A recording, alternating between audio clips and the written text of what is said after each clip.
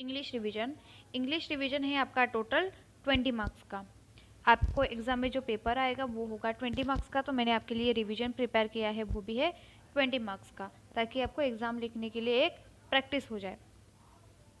तो यहाँ पे है हमारा क्वेश्चन नंबर 1 जो है 4 मार्क्स का, कंप्लीट द पोएम। अब आपको फर्स्ट पोएम पूरी अपनी लर्न करनी है अच्छे से, तो आपके 4 मार्क्स पक्के हैं। तो फर्स्ट देखते हैं, raining raining all night long, sometimes loud sometimes soft just like a song. तो यहाँ पे हमें 2 मार्क्स मिल गए। आगे के 2 मार्क्स यहाँ पे है, the roses will wear diamonds like kings and queens at court, but the pencils all get muddy because they are so short. तो आगे के 2 मार्क्स मिल गए, मतलब 4 मार्क्स आपके पक्के फाइनल है। Question number 2, find the smaller words hidden in the following words. ये है आपके 4 मार्क्स के लिए, बिकॉज यहाँ पे 4 वर्ड्स दिए हुए हैं। ओके, सबसे इजी क्वेश्चन है, डिसलाइक। तो इसमें से सबसे पहला वर्ड मिलता है हमें लाइक, फिर DIE like, LIE like. Graceful, सबसे फर्स्ट मिला हमें grace, then FACE face, then है RACE रेस। अपसेट, अपसेट से सबसे पहले मिलता है अप, देन सेट, फिर PET पेट। ग्रोथ, ग्रोथ से सबसे पहला मिला हमें word grow, ROW row, and TWO two. कोई भी, इनके अलावा भी आप कोई भी वर्ड बनाओगे तो भी चलेगा, वो वर्ड मीनिंगफुल होना चाहिए। Question number 3, answer the following questions in 1 sentence. आगे हमें क्वेश्चन का आंसर 1 सेंटेंस में लिखना है, 4 मार्क्स के लिए है। क्वेश्चन नंबर 1, इसमें क्या है, name the person who first told these fables।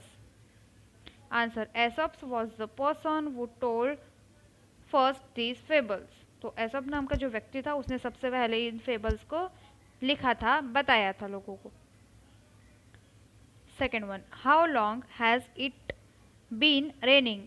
तो it has been raining all night long.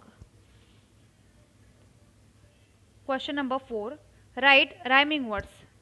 ये है 3 मार्क्स के लिए, तो आपको ये 3 वर्ड्स दिए जाएंगे, उसके आगे आपको राइमिंग वर्ड लिखना है, जैसे कि लॉन्ग, सॉन्ग। आप कोई भी वर्ड लिख सकते हो, सिर्फ वो राइमिंग वर्ड होना चाहिए। Places, faces, coat, short.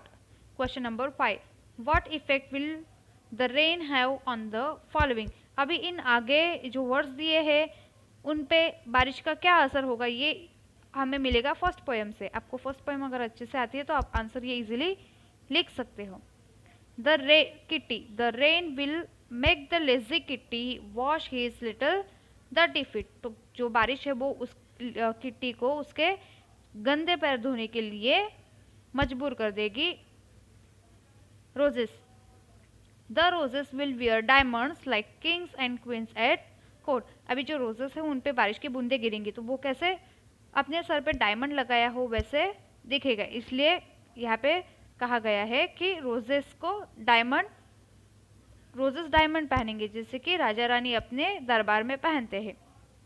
Pencils, all the pencils will get muddy because they are so short. Pencils, pencils मतलब क्या आपको पता है, मैंने पहले भी बताया था। पेंसिल जो छोटे छोटे प्लांट्स रहते हैं या छोटे पौधे रहते हैं, ग्रास वगैरह, उसे कहते हैं पेंसिल्स। तो पेंसिल्स जो बारिश आती है तो उसके वजह से कीचड़ में वो पूरे मिक्स हो जाते हैं, गंदे हो जाते हैं, तो बारिश की वजह से वो पूरे गंदे हो जाएंगे कीचड़ में। Question number 6, what did the stag like about himself and why. अभी स्टेक को क्या पसंद था और क्यों पसंद था, उसके बारे में क्या उसको सबसे ज़्यादा पसंद था। तो आंसर क्या है, the stag like his curving antlers because his antlers are graceful and adding beauty to him. अभी उसके एंटलर्स, जो स्टेक के एंटलर्स थे, उसको वो सबसे ज़्यादा पसंद थे। और क्यों पसंद थे, क्योंकि उसकी वजह से उसकी शोभा बढ़ जाती थी, इसके लिए उसको उसके एंटलर्स बहुत पसंद थे। आपका ये हिंदी का, सॉरी इंग्लिश का रिवीजन कंप्लीट हो गया है। ये आपको रिवीजन आपकी नोटबुक में लिखना है 1 टाइम। मैंने आपको ऑलरेडी इंग्लिश का रिवीजन सेंड कर दिया है। Thank you.